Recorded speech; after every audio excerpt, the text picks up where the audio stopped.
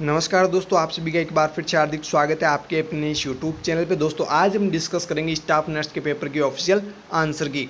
ये भी exam conduct करवाया गया था अटल medical research university Himachal Pradesh से। ये एग्ज़ाम भी 9 अक्टूबर को कंडक्ट करवाया गया था। जैसे कि आप सभी को पहले भी पता होगा, 9 अक्टूबर को 2 एग्ज़ाम्स हुए थे, एक सीएचओ का और एक स्टाफ नर्स का। इससे पहले हमने सीएचओ के पेपर की ऑफिशियल आंसर की डिस्कस कर ही ली है। आज हम डिस्कस कर रहे हैं स्टाफ नर्स के पेपर की ऑफिशियल आंसर की। दोस्तों आप कंप्लीट वीडियो को ज़रूर देखना और अपने दोस्तों को शेयर करना बिल्कुल भी ना भूलना। बहुत ही इंपॉर्टेंट क्वेश्चन है इस पेपर में, जो आपकी अपकमिंग सेंट्रल गवर्नमेंट एग्जाम्स में बहुत ज़्यादा हेल्प करेंगे। मैं आपको बताऊंगा ऐसे बहुत सारे ऐसे क्वेश्चंस भी है जो पहले सेंट्रल गवर्नमेंट्स में पूछे जा चुके हैं और अभी एम्स नॉर्थ में भी पूछे गए थे। तो आप पूरे पेपर को अच्छे से ज़रूर पढ़ना। मैं आपको आज के इस वीडियो के अंदर 50 क्वेश्चंस डिस्कस करवाऊंगा और रिमेनिंग 50 क्वेश्चंस आपको नेक्स्ट पार्ट के अंदर प्रोवाइड करवा दूंगा। तो ये पेपर्स आप अच्छे से पढ़ लेना और अगर आपको पीडीएफ चाहिए तो वो आपको हमारे ऐप के ऊपर मिल जाएगी। ऐप की लिंक आपको डिस्क्रिप्शन में दे रखी है, वहाँ से आप ऐप को डाउनलोड कर लीजिए और अपने फ्रेंड्स को भी ज़रूर बताइएगा ऐप के बारे में, और वहाँ पर आपको ये पीडीएफ्स वगैरह जो भी है वो आपको वहाँ पर मिल जाएगी। चलिए हम फटाफट से 50 क्वेश्चंस डिस्कस कर लेते हैं। पहला सवाल देखिए यहाँ पर, the most preferred intramuscular injection site for children and infant is. आपको सवाल पूछे जा रहे हैं कि बच्चों के अंदर, चाइल्ड हो चाहे इन्फेंट हो, उनके अंदर हम इंट्रामस्कुलरली जो इंजेक्शन लगाते हैं उसके लिए मोस्ट प्रीफर्ड साइट कौन सी हम चूज़ करते हैं या फिर कौन सी साइट से इंट्रामस्कुलर इंजेक्शन हम लगाते हैं। बहुत ही अच्छा सवाल है और ये एम्स नॉर्थ अभी 2022 में पूछा गया था। ध्यान रखिएगा, इंपॉर्टेंट है। यहाँ पर आपको राइट आंसर करना है option D, wastes लैटरलिस site. Wastes लैटरलिस site जो है ये मोस्ट प्रीफर्ड साइट होती है चिल्ड्रंस और इन्फेंट्स के अंदर। जब भी इंट्रामस्कुलर इंजेक्शन लगाते हैं तो इस साइट को हम मोस्टली यूज़ करते हैं। तो ये ध्यान रखिएगा, बहुत ही इंपॉर्टेंट क्वेश्चन है। नेक्स्ट क्वेश्चन देखिएगा, विच of the following nursing intervention would be most important for determine fluid balance in a client with and stage renal failure. एक पेशेंट है जिसको क्या हो रखा है, एंड स्टेज रिनल फेलियर हो रखा है। अब आपको यहाँ पे पूछा जा रहा है कि most important determining fluid balance, यानी कि इस पेशेंट के अंदर आपको क्या करना है, फ्लूइड बैलेंस को डिटरमाइन करना है। इसके लिए आप कौन सा नर्सिंग इंटरवेंशन करेंगे, ये सिंपली आपको पूछा जा रहा है। यहाँ पर आपको राइट आंसर करना है वेट डेली, यानी ऑप्शन सी जो है वो आपको राइट आंसर करना है। अगर एंड स्टेज रिनल फेल्यूर अगर पर्सन को हो रखा है तो उसमें अगर आप फ्लूइड बैलेंस को डिटरमाइन कर रहे हैं तो इसके लिए आपको डेली क्या करना होगा, वेट जो है वो मेजरमेंट आपको करना होगा। वेट डेली मेजर करना होगा फ्लूइड डिटरमाइन करने के, फ्लूइड बैलेंस को डिटरमाइन करने के लिए। तो ध्यान रखिएगा, बहुत ही इंपॉर्टेंट क्वेश्चन है। Next upcoming central government exams में आपको पूछा जा सकता है। बहुत ही इंपॉर्टेंट क्वेश्चन है, इसीलिए मैंने आपको कहा है कि सारे क्वेश्चन आप अच्छे से याद कर लेना। नेक्स्ट क्वेश्चन देखिए, which of the following ethical principle refer to the duty not to harm. बहुत अच्छा क्वेश्चन है ये, जो अभी कुछ ही दिनों पहले, यानी कि 1-2 साल पहले बहुत बार ये सवाल पूछे जा रहे थे। अभी जो अपकमिंग एग्जाम्स होने वाली है उनमें ये सवाल आपको देखने को मिल सकते हैं, एम्स नॉर्थ में भी और एम्स की बहुत सारे एग्जाम्स में भी ये सवाल पूछे जा चुके हैं। देखिए यहाँ पे इथिकल प्रिंसिपल के रिगार्डिंग सवाल पूछा गया है और पूछा गया है वो कौन सा इथिकल प्रिंसिपल है जो ये कहता है कि ड्यूटी नॉट टू हार्म, यानी जो आप ड्यूटी कर रहे हैं वो किसी के लिए हार्मफुल नहीं है। वो कौन सा प्रिंसिपल है, यहाँ पर आपको राइट आंसर करना है ऑप्शन सेकेंड, नॉन मैलेफिशिएंस। इस प्रिंसिपल को हम कहते हैं नॉन मैलेफिशिएंस। इसके रिगार्डिंग एक छोटी सी आपको पिक्चर जो है वो हमारे कम्युनिटी टैब पे अवेलेबल करवा दी जाएगी, उसको आप अच्छे से ज़रूर पढ़िएगा। ओके, बहुत ही इंपॉर्टेंट क्वेश्चन है नेक्स्ट अपकमिंग एग्जाम्स के लिए भी और अभी जो रिसेंटली एग्जाम्स होने वाली है उनके लिए भी। नेक्स्ट क्वेश्चन देखिए, स्किन ब्रेक्स, एब्रिजन, ब्लिस्टर और सेलोक्रेटर एडिमा एंड इन्फेक्शन आर। यहाँ पे प्रेशर सोर या फिर प्रेशर अल्सर आप बोल सकते हैं। प्रेशर अल्सर के कुछ सिम्टम्स दिए गए हैं और पूछा गया है कि कौन से टाइप का ये प्रेशर अल्सर हो रखा है। देखिए यहाँ पे आपको राइट आंसर करना था option second, stage second pressure ulcer. अगर पर्सन को स्टेज सेकंड प्रेशर अल्सर होता है तो उसमें स्किन ब्रेकडाउन होगी, एब्रिजन्स बन जाएंगे, ब्लिस्टर फॉर्मेशन होगा, सेलोक्रेटर बन जाएंगे, एडिमा भी होगा और साथ ही साथ इन्फेक्शन भी उस पर्सन के अंदर होगा अगर स्टेज सेकंड प्रेशर अल्सर होता है तो। यानी कि जो भी यहाँ पर क्लिनिकल मैनिफेस्टेशंस दिए गए हैं वो सारे के सारे स्टेज सेकंड प्रेशर अल्सर को ही इंडिकेट कर रहे हैं। नेक्स्ट क्वेश्चन देखिए, ऑप्शन साथ साथ पढ़ते रहना दोस्त, ऐसे ही ऑप्शंस आपको एग्जाम में भी मिलने वाले हैं। नेक्स्ट क्वेश्चन देखिए क्या है, which of the following is considered as the most important aspect of hand washing. काफ़ी इंपॉर्टेंट ये सवाल है जो बहुत सारे एग्जाम्स में पहले भी पूछा जा चुका है। मोस्ट इंपॉर्टेंट एस्पेक्ट आपको पूछा गया है हैंड वॉशिंग का। हैंड वॉशिंग का मोस्ट इंपॉर्टेंट एस्पेक्ट क्या होता है दोस्तों? यहाँ पर राइट आंसर आपको करना है ऑप्शन सी, फ्रिक्शन। फ्रिक्शन जो है ये मोस्ट इंपॉर्टेंट एस्पेक्ट है हैंड वॉशिंग का। ये बहुत ही इंपॉर्टेंट क्वेश्चन है, अच्छे से याद कर ही लेना। नेक्स्ट क्वेश्चन देखिएगा। नेक्स्ट क्वेश्चन पूछा गया colour coding for nitrous oxide cylinder is. बहुत ही इंपॉर्टेंट सवाल है ये भी, एम्स की बहुत बार एग्जाम में ये सवाल पूछा जा चुका था और अभी अपकमिंग एग्जाम्स में भी पूछा जाएगा। देखिए नाइट्रस ऑक्साइड का कलर कोड आपको पूछा गया कि नाइट्रस जो ऑक्साइड का सिलेंडर होता है उसका कलर कैसा होता है। यहाँ पर आपको आंसर करना था ऑप्शन सी, फ्रेंच ब्लू। आपको फ्रेंच ब्लू ना देकर सिर्फ और सिर्फ ऑप्शन में दे दे ब्लू, तो आपको राइट आंसर क्या करना होगा फिर ब्लू। और अगर फ्रेंच ब्लू ऑप्शन में दे रखा है तो फ्रेंच ब्लू को आपको राइट आंसर करना है। ऑप्शन सेकंड यहाँ पे दिया गया है कि ब्लैक विथ वाइट शोल्डर, ये होता है ऑक्सीजन सिलेंडर का। पूरी जो बॉडी होती है ऑक्सीजन सिलेंडर की वो ब्लैक होती है और टॉप वाला पार्ट जो होता है वो वाइट कलर का होता है। नेक्स्ट क्वेश्चन देखिए, a child who is being treated for leukaemia develop stomatitis, which of the following nursing care measures is essential. देखिए यहाँ पे पहले क्वेश्चन को समझते हैं उसके बाद आंसर देखते हैं। ऑप्शंस आप साथ साथ पढ़ते रहना दोस्त। देखिए यहाँ पे a child who is being treated, यानी कि एक बच्चा है जो ट्रीटमेंट ले रहा है या फिर उसका ट्रीटमेंट चल रहा है, उसको हुआ क्या है ल्यूकेमिया, उसको कैंसर हो रखा है, ब्लड कैंसर उसको हो रखा है और उसका ट्रीटमेंट चल रहा है। अब उसका ट्रीटमेंट तो चल रहा है लेकिन ट्रीटमेंट चल रहा है उसका साथ साथ में उसको डेवलप हुआ है स्टोमेटाइटिस। उस बच्चे को स्टोमेटाइटिस भी हो चुका है। अब देखिए आगे क्या पूछा जा रहा है, आप यहाँ पे एज ए नर्सिंग ऑफिसर या फिर स्टाफ नर्स कौन सी नर्सिंग केयर इस बच्चे को आप दोगे, कौन सी यहाँ पे जो नर्सिंग केयर है वो इस बच्चे के लिए ज़रूरी है, इसेंशियल है, यही आपको पूछा गया है। तो इस प्रकार से पहले आपको जो है क्वेश्चन को अच्छे से समझना होता है, उसके बाद में आपको आंसर देना होता है। अगर आपने क्वेश्चन को अच्छे से नहीं समझा तो हमेशा हमेशा ध्यान रखना आपका आंसर गलत ही होगा। क्वेश्चन अगर आपने अच्छे से समझ लिया है तो क्वेश्चन का आंसर भी आप सही से दे पाओगे। अगर आपको क्वेश्चन ही समझ में नहीं आया तो उस क्वेश्चन को आप छोड़ ही देना, स्किप ही कर देना उसको, नहीं तो आपकी नेगेटिव मार्किंग हो जाएगी। तो नेगेटिव मार्किंग से आपको ज़्यादा से ज़्यादा बचना है। जब भी कोई भी एग्जाम हो नेगेटिव मार्किंग हो, विशेष तौर से नेगेटिव मार्किंग का तो आपको ध्यान रखना ही रखना है। देखिए यहाँ पे जो नर्सिंग केयर उस बच्चे को देनी है वो कौन सी देनी है, यहाँ पे आपको राइट आंसर करना है option D, swabbing the mouth with moisture cotton swab. जो मॉइस्चर कॉटन स्वाब है उससे उस बच्चे के माउथ को स्वैबिंग करनी है, माउथ को स्वैबिंग करना है किससे, मॉइस्चर कॉटन स्वैब से। तो ये आपको इसेंशियल नर्सिंग केयर जो है उस बच्चे को प्रोवाइड करनी है।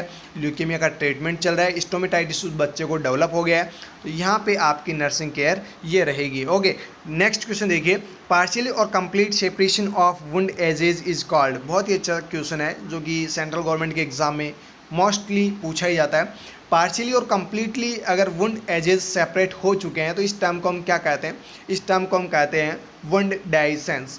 वुंड डाइसेंस की यहाँ पे आपको डेफिनेशन दी गई है, पार्शियली और complete separation of wound edges is called wound dehiscence. ध्यान रखना, बहुत ही इंपॉर्टेंट क्वेश्चन है।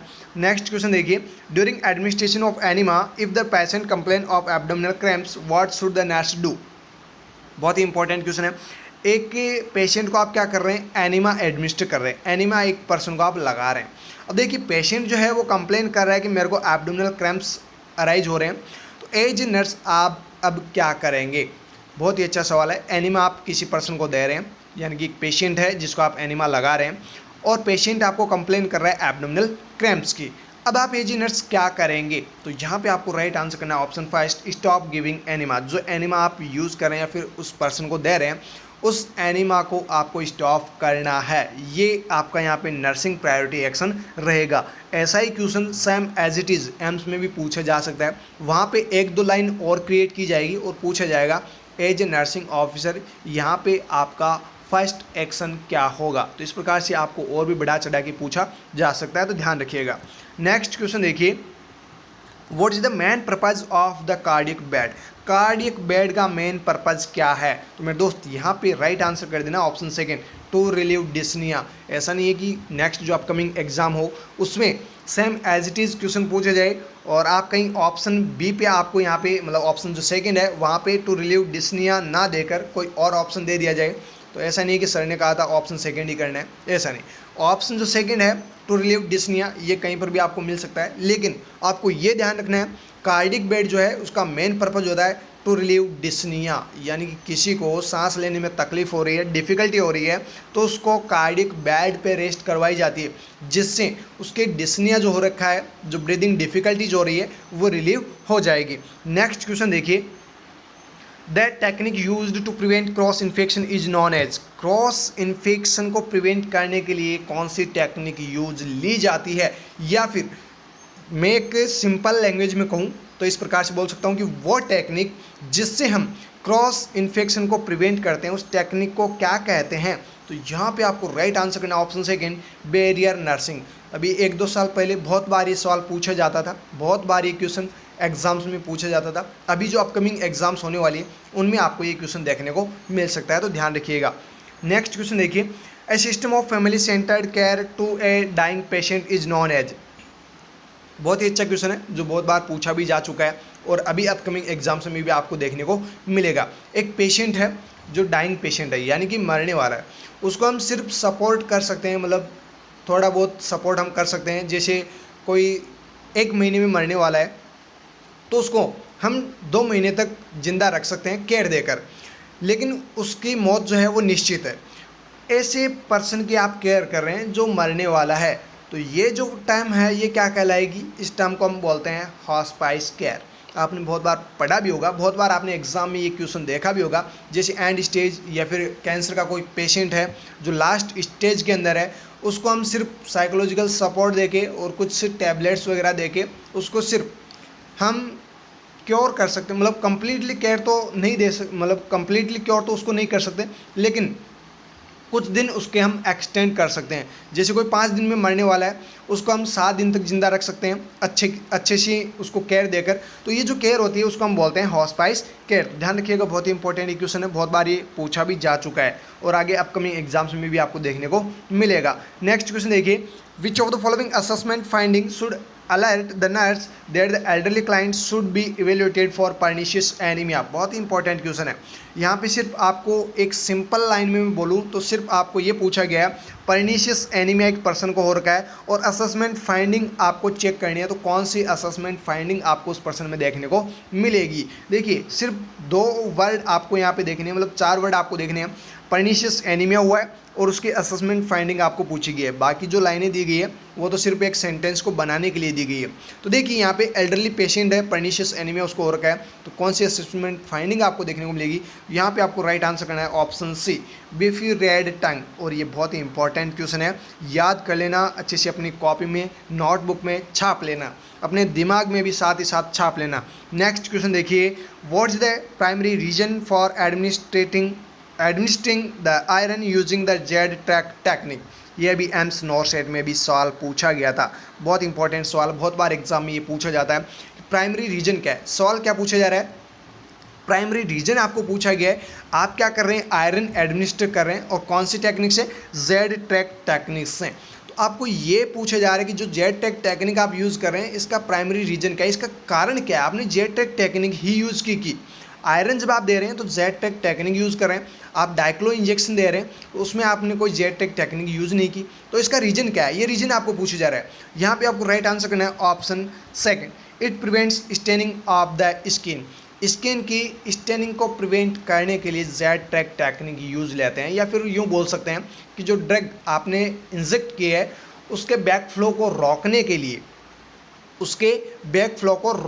लिए, जेड ट्रैक टेक्निक यूज़ की जाती है। सिंपली अगर आप जैसे डाइक्लो इंजेक्शन लगाते हैं तो उसमें क्या होता है कि ड्रग जो है थोड़ा बहुत जो अमाउंट है ड्रग का वो वापस रिवर्ट बैक हो जाता है, फ्लो बैक हो जाता है।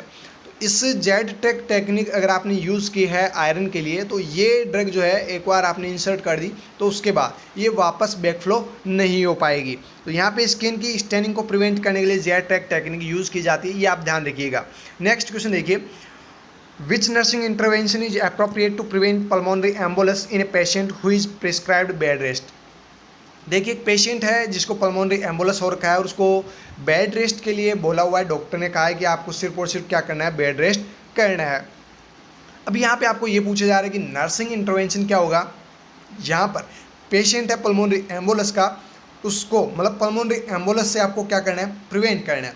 एज ए नर्स आप ऐसा क्या बताएंगे उसको, पेशेंट बेड रेस्ट पे है और पेशेंट बेड रेस्ट पे है तो उसको मतलब पल्मोनरी एम्बोलस होने के बहुत ज़्यादा रिस्क होंगे, तो इससे प्रिवेंट करने के लिए आप कौन सा नर्सिंग इंटरवेंशन यहाँ पे चूज़ करेंगे या फिर कौन सी नर्सिंग इंटरवेंशन आप यहाँ पे यूज़ करेंगे। यहाँ पे आपको राइट आंसर करना है option fourth, teach the patient to move legs in bed. Bed rest के दौरान आपको जो लेग्स है उनको मूवमेंट्स कराते रहना है, ये आप टीचिंग जो है उस पेशेंट को देंगे। तो जब भी किसी पेशेंट को मतलब पल्मोनरी एम्बोलस होने के रिस्क हो तो उसको प्रिवेंट करने के लिए मतलब पेशेंट को बेड रेस्ट दे रखी है तो उसको ये भी बताना है कि मूवमेंट्स जो है लेग्स के अंदर वो आपको कंटिन्यूसली करते रहना है ताकि ये बीमारी जो है ना हो। ओके, नेक्स्ट क्वेश्चन देखिएगा, विच of the following nursing intervention is appropriate when an IV infusion infiltrates. यहाँ पे बहुत ही इंपॉर्टेंट क्वेश्चन पूछा गया है, अभी एम्स नॉर्सेट में भी सवाल पूछा गया था यही। IV इन्फ्यूजन एक पेशेंट को चल रहा है और उसमें एक कॉम्प्लिकेशन, IV इन्फ्यूजन का कॉम्प्लिकेशन है और वो क्या है, इनफिल्ट्रेट। इनफिल्ट्रेट जो है IV इन्फ्यूजन की वजह से कॉम्प्लिकेशन उस पर्सन को डेवलप हुआ है। As a nursing officer, as a staff nurse आप यहाँ पे क्या करेंगे दोस्तों, यहाँ पर राइट आंसर कर देना option second, discontinue the infusion या फिर स्टॉप द इन्फ्यूजन। ऐसा नहीं है कि डिसकंटिन्यू यहाँ पे दिया हुआ है तो सर वहाँ पर तो डिसकंटिन्यू लिखा ही नहीं है, नेक्स्ट जो एग्जाम्स होगी उसमें स्टॉप लिखा आ जाए तो फिर आप कहेंगे सर डिसकंटिन्यू तो वहाँ पे था ही नहीं।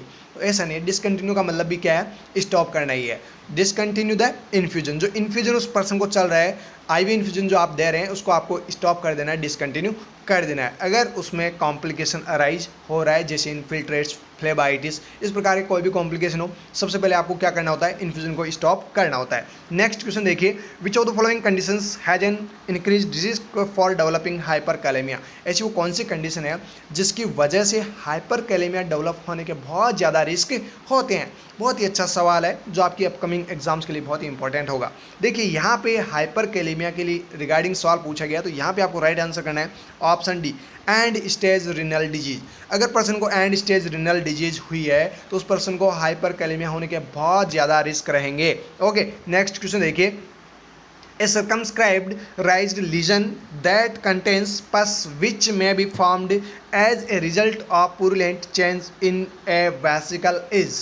एक पर्सन है जिसकी स्किन पे क्या बना है, वेसिकल डेवलप हुआ है। वेसिकल डेवलप होने के बाद उसमें क्या हुआ है, पस कलेक्शन हुआ है, उसमें क्या हो रखा है, पस का कलेक्शन हो रखा है।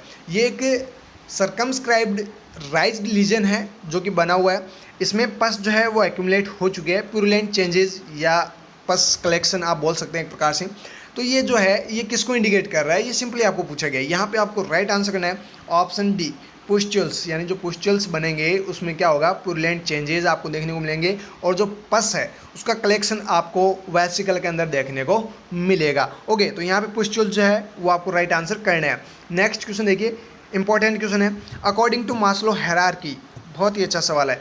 मास्लो हायरार्की के according of human needs the highest level, human की जो नीड्स होती है उसमें हाईएस्ट लेवल पे कौन सी होती है।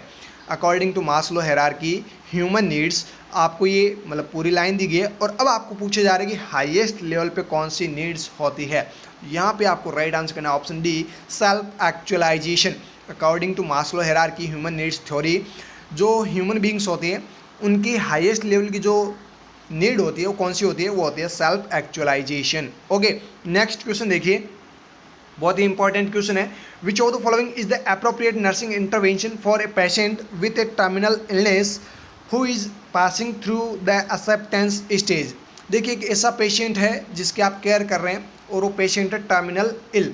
जैसे मैंने आपको अभी कुछ ही देर पहले हॉस्पाइस केयर के बारे में बताया था कि टर्मिनली इल जो पेशेंट्स होते हैं उनको जो केयर दी जाती है वो हॉस्पाइस केयर दी जाती है। जैसे कोई कैंसर का पेशेंट है, वो लास्ट स्टेज पे है, उसकी मौत जो है वो निश्चित है, मरना तो उसको है, लेकिन उसको हम केयर देकर, जैसे कोई 5 दिन में मरने वाला है उसको हम 10 दिन तक उसकी लाइफ को एक्सटेंड कर रहे हैं, यानी हम अच्छे से उसको केयर दे रहे हैं जिसकी वजह से वो सर्वाइव कर पा रहा है। 4-5 दिन उसकी जो लाइफ एक्सपेक्टेंसी है वो बढ़ चुकी है। जो लाइफ की जो डेट है, डेथ जो डेट है वो बढ़ चुकी है। देखिए यहाँ पे आपको सवाल में क्या पूछा जा रहा है, अप्रोप्रिएट नर्सिंग इंटरवेंशन आपको बताना है। पेशेंट आपके पास में है टर्मिनली इल, मतलब लास्ट स्टेज पे है, उसका मरना जो है वो तय हो चुका है।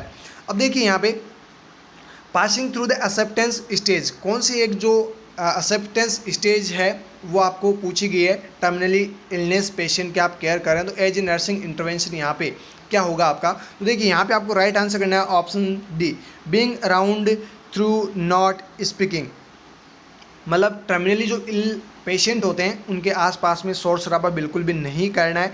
यही आपको एक्सेप्टेंस स्टेज बतानी है। जब भी कोई टर्मिनली इल पेशेंट होता है तो वहाँ पे आपने देखा भी होगा, जैसे कोई मरने वाला होता है तो वहाँ पे लोग या फिर जो भी उनके गार्जियंस है वो यही कहते हैं कि इनके पास में आप बैठ सकते हैं, बात कर सकते हैं, लेकिन शोर शराबा बिल्कुल भी नहीं करना है। तो देखिए यहाँ पे आपको राइट आंसर क्या करना है, being around through not speaking, ज़्यादा ज़ोर से लाउडली वगैरह स्पीकिंग बातचीत वगैरह आपको ज़्यादा नहीं करनी है। अगर पर्सन एबल नहीं है, आप पूछ रहे हैं मैं कौन हूँ, मैं कहाँ से आया हूँ, ऐसे आप सवाल कर रहे हैं और पेशेंट जो है वो एबल ही नहीं है आपको बताने का, आपका नाम ही नहीं बता रहा है, तो आगे आप सवाल क्यों कर रहे हैं, है ना। तो ऐसा आपको नहीं करना है। ओके, नेक्स्ट क्वेश्चन देखिएगा, myocardial infection is also known as, बहुत ही अच्छा सवाल है कि MI यानी मायोकार्डियल इन्फेक्शन को और किस नाम से जाना जाता है, हार्ट अटैक। बिल्कुल सिंपल सा सवाल पूछा गया है, MI यानी मायोकार्डियल इन्फेक्शन को और क्या कहते हैं, हार्ट अटैक। नेक्स्ट क्वेश्चन देखिए, नाइट्रोग्लिसरीन इज ए, नाइट्रोग्लिसरीन क्या है, ये हार्ट अटैक का क्वेश्चन पूछ लिया है। तो हार्ट अटैक का और क्वेश्चन पूछा जा चुका है कि नाइट्रोग्लिसरीन जो है ये क्या है, ये कि वेजोडाइलेटर है जो कि मायोकार्डियल इन्फेक्शन या फिर हार्ट अटैक के अंदर जब किसी भी पर्सन को चेस्ट पेन होता है उस दौरान ये नाइट्रोग्लिसरीन यूज़ की जाती है। और ये जो नाइट्रोग्लिसरीन है इसकी 3 टैबलेट मैक्सिमम यूज़ कर सकते हैं 5-5 मिनट के इंटरवल से, यानी 5-5 मिनट के इंटरवल से 3 टैबलेट यूज़ कर सकते हैं। इसके बाद भी अगर चेस्ट पेन रिलीव नहीं हो रहा है तो उस पेशेंट को जल्दी से जल्दी हायर सेंटर पर रेफ़र कर दीजिए। नेक्स्ट क्वेश्चन देखिए, साइनोएट्रियल नोड यानी SA node is located at, बहुत ही इंपॉर्टेंट सवाल है, याद कर लेना, नेक्स्ट अपकमिंग एग्जाम्स में आपको ये सवाल मिलेगा। SA नोड ये पेस मेकर है, ये नेचुरली पेस मेकर है। तो देखिए जो SA नोड है ये कहाँ पर सिचुएटेड होता है, सिंपली पूछा गया है। राइट आंसर आपको करना है upper posterior wall of right atrium. ये तो आप सभी को पता होता है कि राइट एट्रियम में SA नोड होता है, लेकिन आपको जब इस प्रकार से ऑप्शन दिए जाते हैं, upper posterior wall, upper anterior wall, lower posterior wall, lower anterior wall, तो फिर आपके क्या हो जाते हैं, जो आपको आ रहा होता है वो भी गलत हो जाता है। कुछ इसी प्रकार से ऑप्शंस दे रखे हैं, देख सकते हैं आप, right atrium, right atrium, right atrium, लेकिन यहाँ पे लोअर पोस्टीरियर, अपर एंटीरियर, लोअर एंटीरियर, इस प्रकार से ऑप्शंस दिए गए हैं। तो मतलब जिनको पता है कि ऐसे नोड राइट एट्रियम में होता है तो उनको अभी यहाँ पे कन्फ्यूजन क्रिएट होता है। और एग्जामिनर जो क्वेश्चन क्रिएट करेगा वो कुछ इसी प्रकार से क्वेश्चन क्रिएट करेगा कि बच्चे को पता है कि ऐसे नोड जो है वो राइट एट्रियम में है, लेकिन अपन कुछ अलग प्रकार से पूछे जिससे कि वो कंफ्यूज हो और क्वेश्चन का आंसर क्या कर दे, गलत कर दे। तो आप ध्यान रखिएगा, कभी भी ऐसा सवाल पूछा जाए कि ऐसे नोड कहाँ पे सिचुएटेड होते हैं या फिर लोकेटेड होते हैं, तो आपको राइट आंसर में अपर पोस्टीरियर वॉल का ध्यान रखना है। राइट एट्रियम आपको बहुत बार आपने पढ़ा भी है, याद भी कर रखा है, लेकिन ये आपको ध्यान रखना है कि जो अपर पोस्टीरियर वॉल होती है वहाँ पे ऐसे नोड सिचुएटेड होते हैं, लोकेटेड होते हैं। नेक्स्ट क्वेश्चन देखिए, normal QRS interval is, normal QRS interval कितना होता है। राइट आंसर आपको करना है ऑप्शन फर्स्ट 0.06 to 0.10 सेकेंड, ये नॉर्मल QRS इंटरवल होता है। नेक्स्ट क्वेश्चन देखिए, हॉल्टर मॉनिटरिंग, देखिए कार्डियोवास्कुलर सिस्टम से सवाल पूछे जा रहे हैं continuously. Holter monitoring a non invasive recording of ECG to match the abnormalities with symptoms is done up to. देखिए हॉल्टर मॉनिटरिंग एक पेशेंट के लगा हुआ है। हॉल्टर मॉनिटर आपने देखा होगा चेस्ट के ऊपर लगा होता है ना। कोई बात नहीं, आपने नहीं देखा है तो इमेज बेस्ड क्वेश्चंस की हमने PDF वगैरह दे रखी है, वहाँ पे आप देख लेना। हॉल्टर मॉनिटरिंग एक प्रकार का नॉन इन्वेजिव रिकॉर्डिंग होता है, मतलब एक मॉनिटर है जो नॉन इन्वेजिव होता है और ECG मॉनिटर करते रहता है। अब यहाँ पे पूछा जा रहा है match the abnormalities with symptoms, आपको यहाँ पे पूछा जा रहा है कि जो सिम्टम्स है उनकी एबनॉर्मलिटीज जो मैच कर रहे हैं तो ये कब तक करेगा, ये आपको सिंपली पूछा गया है। यहाँ पे आपको राइट आंसर करना option second 48 hour, 48 hour. Holter monitoring एक नॉन इन्वेजिव रिकॉर्डिंग है ECG की, टू मैच द, जो मैच कर रही है एबनॉर्मलिटीज़ विथ सिम्टम्स, यानी कि सिम्टम्स को मैच कर रही है, सिम्टम्स की जो एबनॉर्मलिटीज़ है उसको मैच कर रही है। तो ये कब तक करेगी? 48 आवर्स के अंदर। विद इन 48 आवर्स ये बता देगा हॉल्टर मॉनिटर कि इसमें कुछ ना कुछ प्रॉब्लम हुई है, इस पर्सन को कुछ ना कुछ दिक्कत हुई है। नेक्स्ट क्वेश्चन देखिए, treadmill protocol is related to, बिल्कुल इंपॉर्टेंट सवाल है और ये बहुत बार पहले भी पूछा जा चुका है। ट्रेडमिल प्रोटोकॉल, कार्डियोवैस्कुलर सिस्टम से ही सवाल आ रहे हैं। तो देखिए यहाँ पे क्वेश्चन में क्या पूछा है, treadmill protocol I is related to. Treadmill protocol किससे रिलेटेड है? एक्सरसाइज ईसीजी टेस्ट से।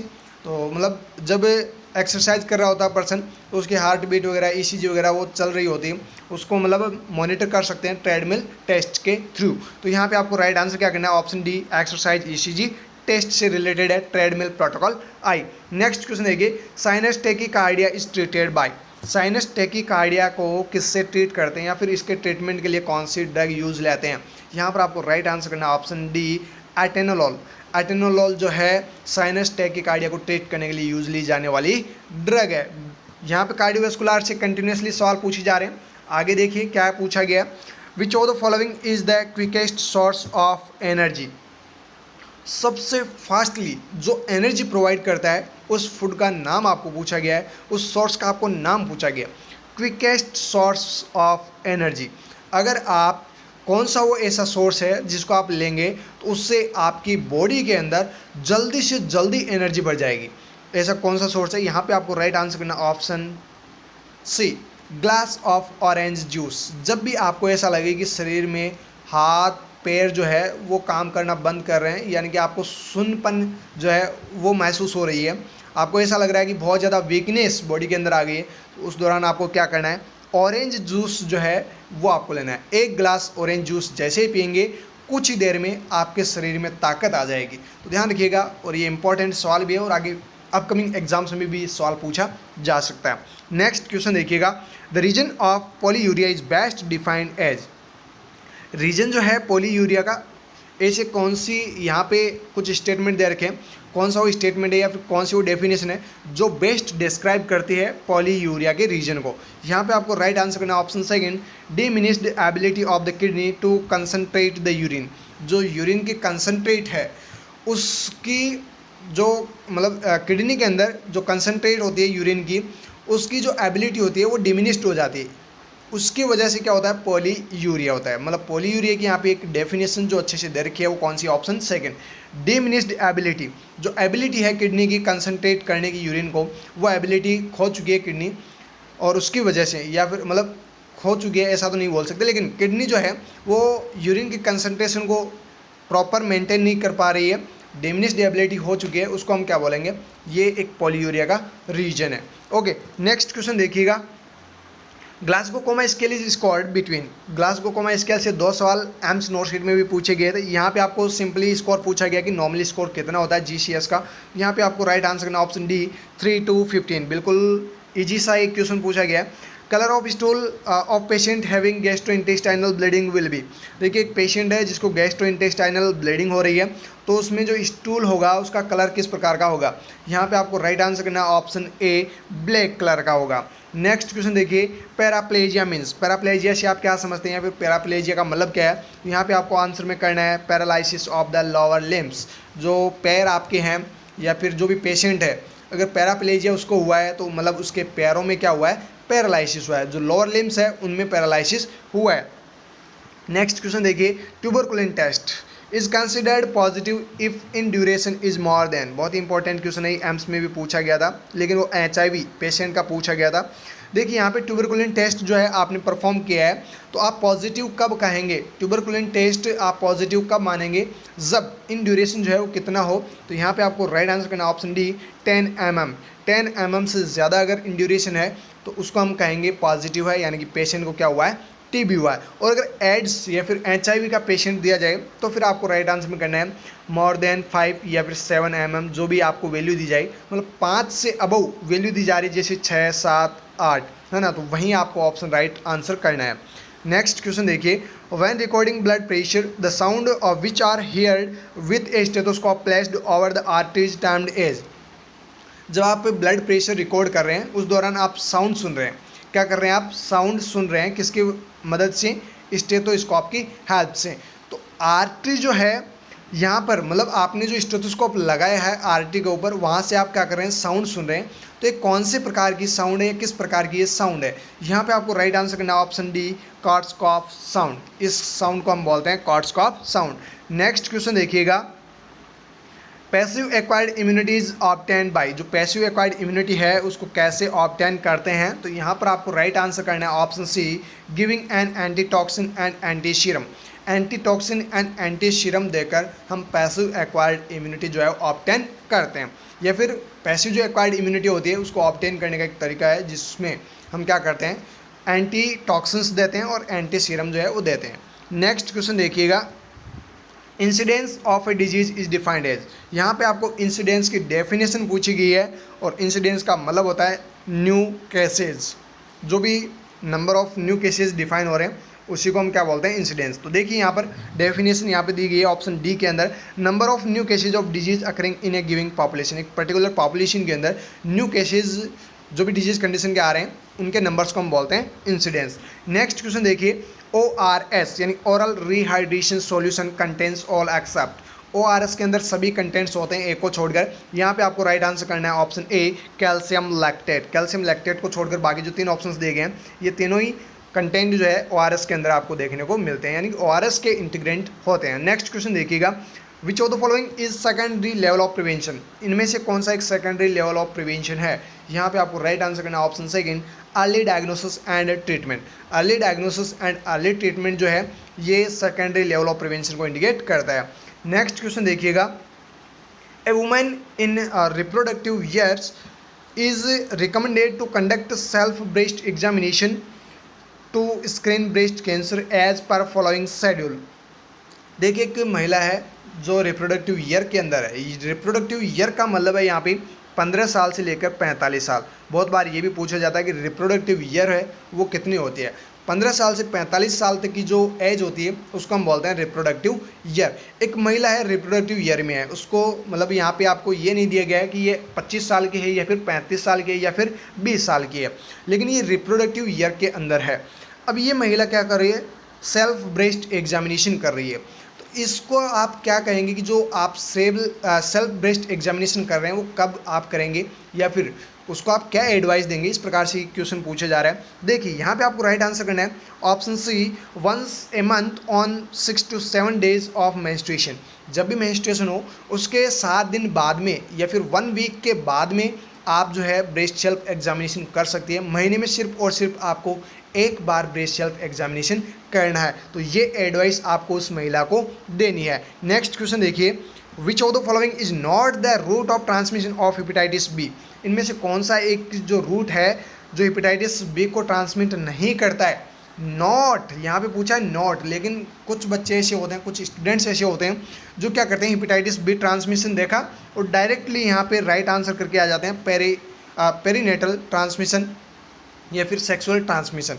दोस्तों ऐसा नहीं करना आपको, क्वेश्चन को पहले आपको अच्छे से समझना है। यहाँ पे पूछा जा रहा है कि हेपेटाइटिस जो बी है उसके ट्रांसमिशन का एक रूट नहीं है, बाकी सभी के सभी हेपेटाइटिस बी को ट्रांसमिट करने वाले रूट है। तो यहाँ पे आपको राइट आंसर करना है option A, faeco oral route. Faeco oral route से हेपेटाइटिस ए और ई, ए एंड ई जो है ये ट्रांसमिट होता है फिको ऑरल रूट से। बाकी जो 3 ऑप्शंस दिए गए हैं, पेरेंट्रल, सेक्सुअल एंड पेरीनेटल, ये सभी के सभी रूट है हेपेटाइटिस बी को ट्रांसमिट करने के लिए। नेक्स्ट क्वेश्चन देखिएगा, the following are the beneficiaries of integrated child development scheme except. देखिए यहाँ पे क्वेश्चन में क्या पूछा जा रहा है, सभी के सभी ICDS स्कीम के तहत बेनिफिशरीज है, सभी को बेनिफिट मिलता है एक को छोड़कर। देखिए यहाँ पे आपको राइट आंसर करना है ऑप्शन सेकंड, एडोलसेंट्स बॉयज़। ध्यान रखिएगा जब भी ऐसा क्वेश्चन पूछा जाए, एडोलसेंट्स बॉयज़ जो है ICDS स्कीम के तहत इनको कोई भी बेनिफिट नहीं मिलता है। एडोलसेंट्स गर्ल्स को ज़रूर इस चीज़ का बेनिफिट मिलता है। तो यानी चिल्ड्रंस जो 6 साल तक के बच्चे हैं उनको तो बेनिफिट मिलना ही मिलना है।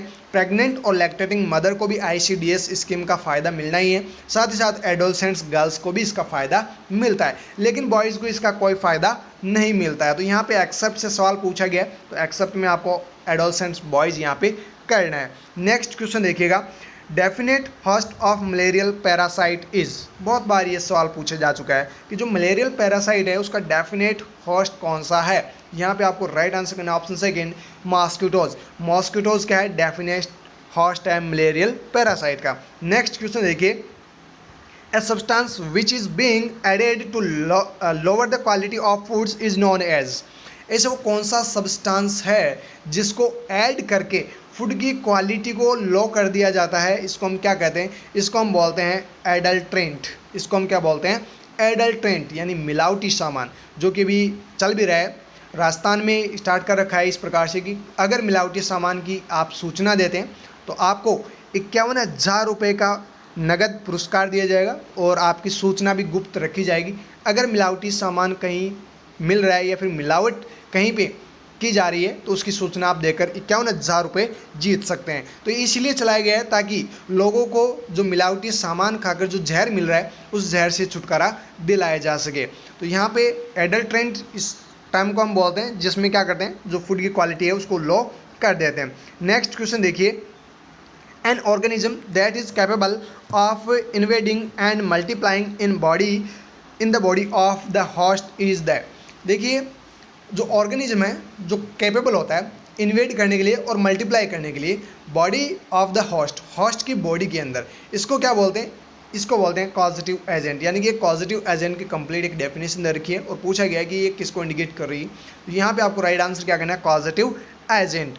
नेक्स्ट क्वेश्चन देखिए, it is advisable for anyone who is experiencing cough for 2 week fever and weight loss should। यानी कि ये जो सिम्टम्स आपको दिए जा रहे हैं ये किसको बता रहे हैं, ट्यूबरकुलोसिस को। मतलब पेशेंट को क्या हो रखा है, टीबी हुआ है, मतलब टीबी होने के बहुत ज़्यादा रिस्क है इस पर्सन को।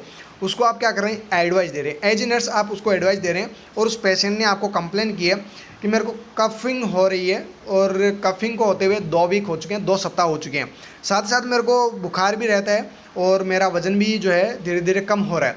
तो ये आपको पता चल चुका है कि इसको टीबी हुआ है। तो अब आपको क्या पूछा जा रहा है, एडवाइस आपको देनी है।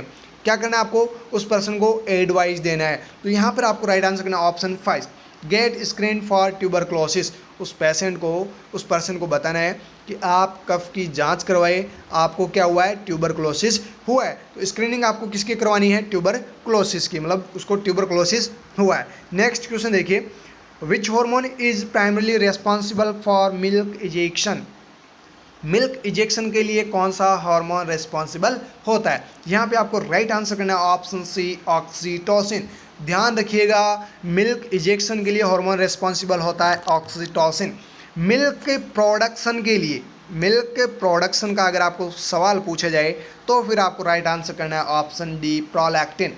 मिल्क प्रोडक्शन के लिए होता है प्रोलैक्टिन और मिल्क इजेक्शन के लिए होता है ऑक्सीटोसिन। नेक्स्ट क्वेश्चन देखिए, which of the following are the component of the cervical examination during labour. मतलब लेबर के दौरान क्या कर रहे हैं, सर्वाइकल एग्जामिनेशन कर रहे हैं, तो उसके कौन सा कंपोनेंट है या फिर कौन से कंपोनेंट्स यहाँ पे यूज़ लेंगे। यहाँ पर आपको राइट आंसर करना option 5 dilation, effacement and station. यहाँ पे आपको कंपोनेंट्स पूछे गए हैं, सर्वाइकल एग्जामिनेशन आप कर रहे हैं ड्यूरिंग लेबर। लेबर के दौरान आप सर्वाइकल एग्जामिनेशन करेंगे तो कौन कौन से कंपोनेंट्स आप चेक करेंगे। यहाँ पे आपको राइट आंसर में क्या करना होगा, ऑप्शन 5 डायलेशन आप चेक करेंगे, इफेसमेंट आप चेक करेंगे और स्टेशन आप चेक करेंगे। ओके, नेक्स्ट क्वेश्चन देखिएगा, the narrowest part of fallopian tube is. Fallopian tube का सबसे नैरोवेस्ट पार्ट कौन सा होता है। यहाँ पर आपको राइट आंसर करना option D interstitial portion. Interstitial portion narrowest part है फेलोपियन ट्यूब का। और यहाँ पर बहुत सारे सवाल पूछे जाते हैं और बहुत बार ये सवाल भी पूछा जाता है, फेलोपियन ट्यूब के कौन से पार्ट के अंदर फर्टिलाइजेशन होता है। तो ध्यान रखिएगा, एम्पुला, एम्पुला में मोस्ट ऑफ फर्टिलाइजेशन होता है। और अगर आपको पूछा जाए एक्टोपिक प्रेगनेंसी फेलोपियन ट्यूब के कौन से पार्ट में मोस्टली देखी जाती है, तो भी आपको आंसर में क्या करना होगा, एम्पुला। नेक्स्ट क्वेश्चन देखिएगा, सेकंड लास्ट क्वेश्चन आज की इस वीडियो का, the white line formed in the lower part of abdomen during pregnancy is non as. ये तो आपका बहुत ही पॉपुलर सवाल है, पॉपुलर ही क्वेश्चन है जो कि बार बार पूछा ही जाता है।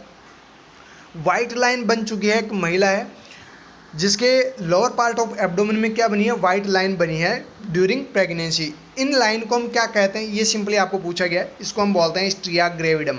आपने बहुत बार देखा भी होगा, जो प्रेगनेंसी कंसीव कर लेती है प्रेगनेंसी के दौरान जो है महिला के लोअर एब्डोमेन में वाइट लाइन बन जाती है कुछ इस प्रकार से। तो इस प्रकार से जो लाइनें बनी हैं इनको हम क्या बोलते हैं, इनको हम बोलते हैं striae gravidarum. Next and last question आज की इस वीडियो का, बाकी जो रिमेनिंग क्वेश्चन है वो हम नेक्स्ट पार्ट के अंदर डिस्कस करेंगे। देखिए बहुत ही इंपॉर्टेंट ये क्वेश्चन है, जो भी इस पेपर में क्वेश्चंस बताए जा रहे हैं और जो आगे और आपको मिलने वाले हैं ये सारे के सारे अपकमिंग कम्पिटिटिव एग्जाम के लिए बहुत ही ज़्यादा इंपॉर्टेंट है। इसलिए आप सभी क्वेश्चंस को अच्छे से याद कर लेना, अपने दिमाग में छाप लेना, अपने नोटबुक में भी छाप लेना। देखिए यहाँ पे बिफोर बर्थ यानी कि जन्म से पहले की बात हो रही है।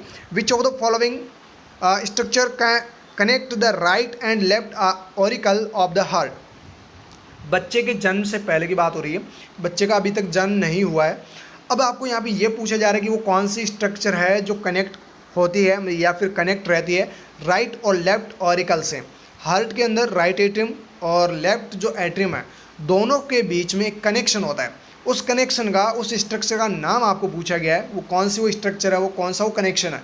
यहाँ पे आपको राइट आंसर करना ऑप्शन सेकंड फोरामेन ओवल, उसको हम बोलते हैं फोरामेन ओवल। तो ध्यान रखिएगा R A and L A यानी कि राइट एट्रियम और लेफ्ट एट्रियम के बीच में जो एक कनेक्शन होता है उसको हम बोलते हैं फोरामेन ओवल। तो दोस्तों ये थे हमारे 50 क्वेश्चंस जो आज हमने डिस्कस कर लिए हैं। रिमेनिंग क्वेश्चंस आपको जल्द ही नेक्स्ट पार्ट के अंदर मिल जाएंगे और हम जल्द ही आपको मॉडल टेस्ट पेपर भी प्रोवाइड करवा देंगे CHO के, और एम्स नॉर्थ सेट के मॉडल टेस्ट पेपर्स जो है वो भी आपको जल्द ही प्रोवाइड करवा देंगे। 2023 की जो प्रिपरेशन कर रहे हैं, ऐसा नहीं कि एम्स नॉर्थ सेट का नाम बोल दिया है तो उसमें ESIC की तैयारी नहीं होगी, DSSB की नहीं होगी। तो देखिए सेंट्रल गवर्नमेंट की कितने भी एग्जाम हो, जो भी एग्जाम्स हो रही है उन सभी के लिए वो एम्स नॉर्थ सेट के जो भी मॉडल टेस्ट पेपर्स आपको मिलेंगे वो बहुत ही ज़्यादा हेल्प आप लोगों की करेंगे। तो उन मॉडल टेस्ट पेपर्स को आप पढ़ना, बहुत ही अच्छे अच्छे क्वेश्चंस आप लोगों को मिलने वाले हैं।